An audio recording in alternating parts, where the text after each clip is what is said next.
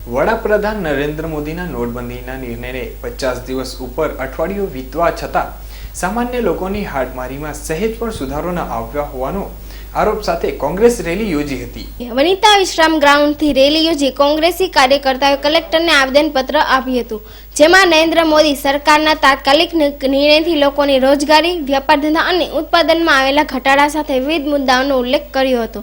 સાથે જ નોટબંધીથી થયેલા ફાયદા જાહેર કરવાની કોંગ્રેસની માંગ કરી હતી। સુરત કોંગ્રેસ નોટબંધીના વિરોધમાં આજે વનિતા વિશ્રામ ગ્રાઉન્ડથી કલેક્ટર કચેરી સુધી રેલીનું આયોજન કરવામાં આવ્યું હતું। કલેક્ટરને આવેદનપત્ર આપતા કોંગ્રેસે આરોપ લગાડ્યો હતો કે રાતોરાત નોટબંધી કરવાના નિર્ણયથી સામાન્ય લોકોને ભારે હાલાકીનો સામનો કરવો પડી રહ્યો છે। દેશના વિકાસ દરે માઠી અસર પહોંચી છે। કરોડો લોકોને નોટબંધીના આટલા દિવસો બાદ પણ ભારે હાલાકીનો સામનો કરી રહ્યા છે। લોકોને પોતાના રૂપિયા મળી રહ્યા નથી। ખેડૂતો, નોકરિયાતો, ઉદ્યોગકારો પરેશાન થઈ રહ્યા છે। 40 થી વધુ ટકા નુકસાનના દરે સેક્ટરમાં જોવા મળી રહી છે, જેથી જે લોકોને નુકસાની ગઈ છે તેમની સાથે સરકાર વળતર આપ્યું નથી તેવી માંગ કોંગ્રેસે કરી હતી। કોંગ્રેસ દ્વારા વડાપ્રધાનના નિર્ણયની વિરુદ્ધ માંગ કરવામાં આવી હતી કે આ નિર્ણયથી કેટલું કાનૂનાનું સામે આવ્યું છે, કેટલા રૂપિયા સરકાર પાસે પરત આવ્યા છે તથા કેટલા રૂપિયાનો સરકારને ફાયદો થયો છે તે જાહેર કરવાની માંગ કોંગ્રેસ દ્વારા કરવામાં આવી હતી। દિવ્યેશ પરમાર સાથે Parveen Pathan, news for India, Surat. Kalpesh Barot प्रमुख सूरत शहर जिला कांग्रेस बक्षीबंद विभाग। आज नोटबंधीના વિરોધમાં સુરત શહેર જિલ્લા કોંગ્રેસ સમિતિ દ્વારા રેલી કાઢીને કલેક્ટરને આવેદનપત્ર આપવાનો કાર્યક્રમ હતો અને ભૂતકાળમાં ગોવાની સભામાં નરેન્દ્રભાઈ મોદીએ કીધેલું કે 50 દિવસનો સમય મને આપો, જો નોટબંધીનો અમલ ન થશે તો તમને જાહેરમાં ફાંસી આપજો। એટલે આજરોજ અમે અઠવાગે બ્રિજ ખાતે જાહેરમાં નરેન્દ્ર મોદીને ફાંસી આપવાનો કાર્યક્રમ કરેલો। અમારી માંગણી સંતોષવામાં તમે શું કરે છે? અમારી માંગણી સંતોષવામાં ના આવશે તો પ્રજાના હિત માટે કોંગ્રેસ રસ્તા પર પણ આવશે। મારું નામ ગીતાબેન સોસા છે। હું વોર્ડ નંબર 2 માંથી કોર્પોરેટર છું।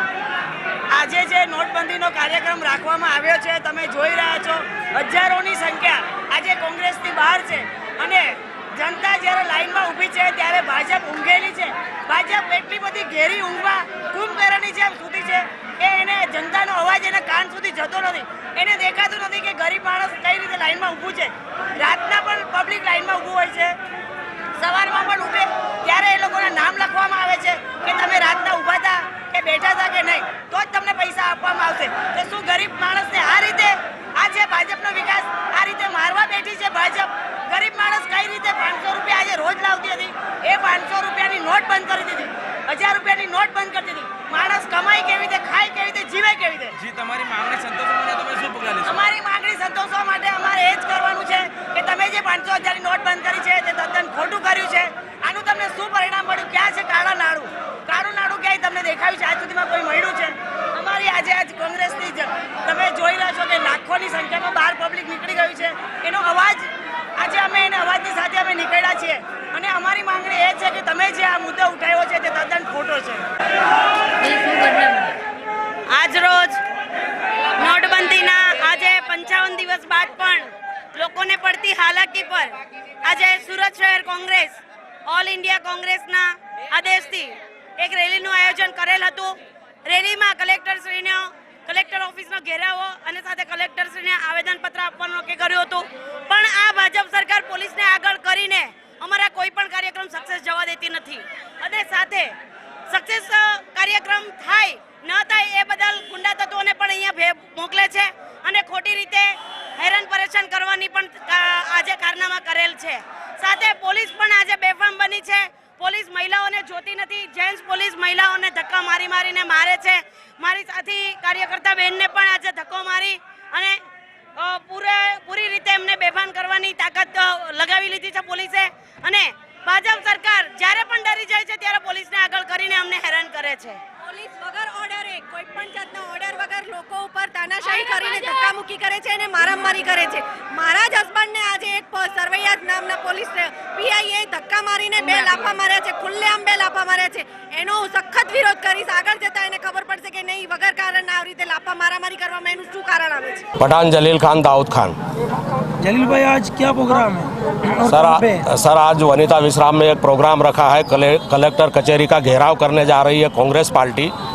आज हमारे प्रधानमंत्री साहब ने 2 महीने 50 दिन का वादा किया था, लेकिन 50 दिन में हालात कुछ भी सुधरे नहीं है और प्रधानमंत्री को और ये बीजेपी सरकार को ग्राउंड में रहकर गरीबों के हालात के जायजा लेना चाहिए। काफ़ी लोग परेशान हैं, काम धंधा नहीं है, लोग हैरान परेशान हैं। तो आज हमने सूरत शहर समिति में प्रमुख श्री हसमुख भाई देसाई, फिर विरोध पक्ष के नेता प्रफुल्ल भाई तोगड़िया और सूरत शहर के नेता श्री रिजवान भाई उस्मानी के आगेवानी में आज कार्यालय कलेक्टर कचेरी का घेराव रखा है। जी તમારું નામ? મારું નામ ઇસ્માઇલ છે। જે શું પ્રોગ્રામ છે ને કઈ જગ્યા પર છે? અમારે જવાનું છે કલેક્ટર કચેરીએ ઘેરાવ કરવા જવાનું છે, એટલે 50 દિવસનો જે સમયગાળો હતો એ પૂરો થઈ ગયો છે ને એ પૂરો થયા પછી અમને એમ હતું કે જે મની ક્રાઇસિસ છે, જે પૈસાની અછત છે એના માટે કંઈક બોલવામાં આવશે, પણ અમારા મુખ્ય પ્રધાનમંત્રીએ બીજા પણ વાયદા જ કરી દીધા, એટલે પૈસાની જે અમારી પ્રોબ્લેમ છે, લાઈનો છે એ તો એટલી ને એટલી જ રહી છે। બેંકોમાં આજે પણ અમારે કોઈ કાર્ય માટે જવું હોય કે નવા ખાતાઓ માટે તો અમને નવા ખાતાનો તો હમણાં કોઈ જવાબ જ નથી, અને જે પૈસા લેવાના હોય એમાં પણ કન્ડિશનો મળે છે કે ભાઈ આજે ઓછા છે, તમારે કાલે આવીને લઈ જવા પડશે। મતલબ જે અમારી લાઈનો હોય કે અમારા જ રૂપિયા જે લેવા માટે અમારે પાછું ફરી લાઈનોમાં જ ઊભું રહેવું પડે છે। એટલે 50 દિવસો પછી પણ એવું હતું કે જ્યારે આરબીઆઈ પૈસા છાપે છે એવું કહેવામાં આવે છે તો પૈસા અમારા સુધી કેમ નથી પહોંચતા, ને અમારી તો જે લાઈનો હતો, અમારી જે પ્રોબ્લેમ હતી એ તો એની જ છે। એટલે 50 દિવસ પછી 60 થયા, એટલે આનો કોઈ કાયમિક નિકાલ તો આવે।